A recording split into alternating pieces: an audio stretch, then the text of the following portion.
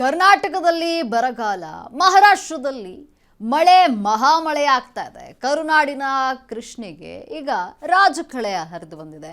ಕೃಷ್ಣೆಗೆ ಹರಿದು ಬಂದಿದೆ 60,000 ಕ್ಯೂಸೆಕ್ ನೀರು. ನೋಡಿ, ಕರ್ನಾಟಕದಲ್ಲಿ ಬರಗಾಲದ ಪರಿಸ್ಥಿತಿ, ಆದರೆ ಮಹಾರಾಷ್ಟ್ರದಲ್ಲಿ ಮಳೆಯೋ ಮಳೆ.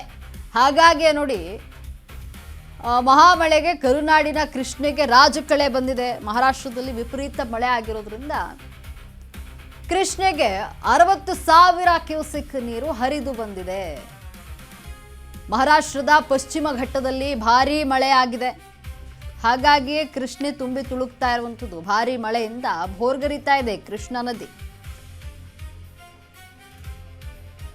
ಅಪಾಯ ಮಟ್ಟವನ್ನ ಮೀರಿ ಹರಿತಾ ಇದೆ ಈಗ ನದಿಗಳು.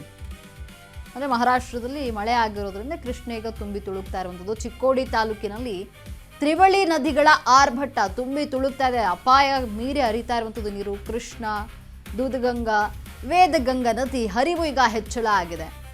ಎರಡನೇ ಬಾರಿ ಮುಳುಗಿದಂತಹ ಯಡೂರು ಕಲ್ಲೋಳ ಸೇತುವೆ, ಎರಡನೇ ಬಾರಿ ಇದು ಮುಳುಗಡೆ ಆಗಿರುವಂಥದ್ದು. ಚಿಕ್ಕೋಡಿ ತಾಲೂಕಿನ ಯಡೂರು ಕಲ್ಲೋಳ ಸೇತುವೆ ಇದು ಎರಡನೇ ಬಾರಿ ಮುಳುಗಡೆಯಾಗಿದೆ.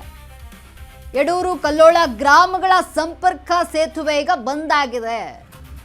ನದಿಯ ನೀರಿನ ಪ್ರಮಾಣ ಹೆಚ್ಚಾಗಿದ್ದು ಸೇತುವೆ ಮುಳುಗಡೆಯಾಗಿದೆ. ಪರ್ಯಾಯ ಮಾರ್ಗದಲ್ಲಿ ಸಂಚರಿಸ್ತಾ ಇದ್ದಾರೆ ಈಗ ಸಾರ್ವಜನಿಕರು. ರಸ್ತೆ ಬಂದ ಅಂದರೆ ಸೇತುವೆ ಬಂದಾಗಿದೆ. ಕರ್ನಾಟಕದಲ್ಲಿ ಬರಗಾಲ, ಆದರೆ ಮಹಾರಾಷ್ಟ್ರದಲ್ಲಿ ವಿಪರೀತ ಮಳೆ ಆಗಿದೆ. ಹಾಗಾಗಿ ನೋಡಿ, ಈಗ ಕರುನಾಡಿನ ಕೃಷ್ಣೆಗೆ ರಾಜಕಳೆ ಬಂದಿದೆ. 60,000 ಕ್ಯೂಸೆಕ್ ನೀರು ಈಗ ಹರಿದು ಬಂದಿರುವಂಥದ್ದು ಕೃಷ್ಣೆಗೆ.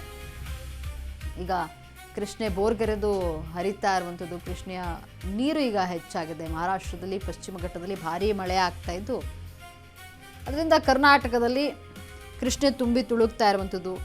ಅಪಾಯ ಮಟ್ಟವನ್ನು ಮೀರಿ ಹರಿತಾ ಇವೆ ಬೆಳಗಾವಿಯ ನದಿಗಳು. ಚಿಕ್ಕೋಡಿ ತಾಲೂಕಿನ ತ್ರಿವಳಿ ನದಿಗಳ ಆರ್ಭಟ, ಕೃಷ್ಣ, ದೂದಗಂಗಾ, ವೇದಗಂಗಾ ನದಿ ಹರಿವು ಹೆಚ್ಚಳವನ್ನ ಕಂಡಿದೆ. ತ್ರಿವಳಿ ನದಿಗಳ ಆರ್ಭಟ ಈಗ ಹೆಚ್ಚಾಗಿರುವಂಥದ್ದು. ನದಿ ತೀರದ ಸಾರ್ವಜನಿಕರಲ್ಲಿ ಆತಂಕ ಸಹಜವಾಗಿ ಮನೆ ಮಾಡುವಂಥದ್ದು. ಯಾಕಂದರೆ ನದಿಯಲ್ಲಿ ನೀರಿನ ಪ್ರಮಾಣ ಹೆಚ್ಚಾಗಿ ಕಂಡು ಬಂದಿದೆ. ಜೊತೆಗೆ ಇನ್ನು ಸೇತುವೆ, ಸಂಪರ್ಕ ಸೇತುವೆ ಕೂಡ ಬಂದಾಗಿರುವಂಥದ್ದು. ಮಹಾಮಳೆ ಕೃಷ್ಣೆಗೆ ಜೀವಕಳೆ. ಕೃಷ್ಣ, ದೂದಗಂಗಾ, ಕೃಷ್ಣೆಗೆ ಹರಿದು ಬಂತು 60,000 ಕ್ಯೂಸೆಕ್ ನೀರು. ನದಿ ಪಾತ್ರದ ಜಮೀನುಗಳಿಗೆ ನೀರು ನುಗ್ಗುವಂತಹ ಭೀತಿ ಈಗ ಎದುರಾಗಿದೆ. ಯಾರು ನದಿ ತೀರಕ್ಕೆ ಇಳಿಯಬಾರದು ಅಂತ ಜಿಲ್ಲಾಡಳಿತ ಸೂಚನೆಯನ್ನ ನೀಡಿದೆ. 4-5 ದಿನಗಳಿಂದ ಮಹಾರಾಷ್ಟ್ರದಲ್ಲಿ ಜಿಟಿ ಜಿಟಿ ಮಳೆ ಆಗ್ತಾ ಇದೆ. ಮಹಾಮಳೆಗೆ ತುಂಬಿ ಹರಿತಾ ಇವೆ 3 ನದಿಗಳು.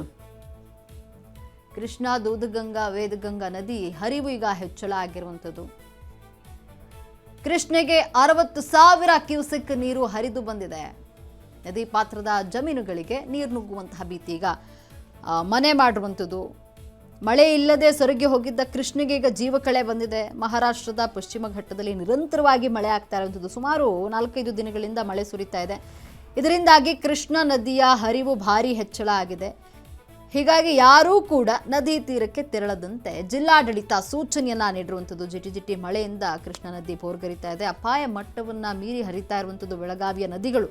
ಚಿಕ್ಕೋಡಿ ತಾಲೂಕಿನ ತ್ರಿವಳಿ ನದಿಗಳ ಆರ್ಭಟ, ಕೃಷ್ಣ, ದೂದಗಂಗಾ, ವೇದಗಂಗಾ ನದಿ ಹರಿವು ಈಗ ಹೆಚ್ಚಳ ಆಗಿದೆ. ನದಿ ತೀರದ ಸಾರ್ವಜನಿಕರಲ್ಲಿ ಆತಂಕ ಮನೆ ಮಾಡಿರುವಂಥದ್ದು. ಅಂದರೆ ಜಮೀನಿಗೆ ನೀರು ನುಗ್ಗುವಂತಹ ಆತಂಕ ಇದೆ.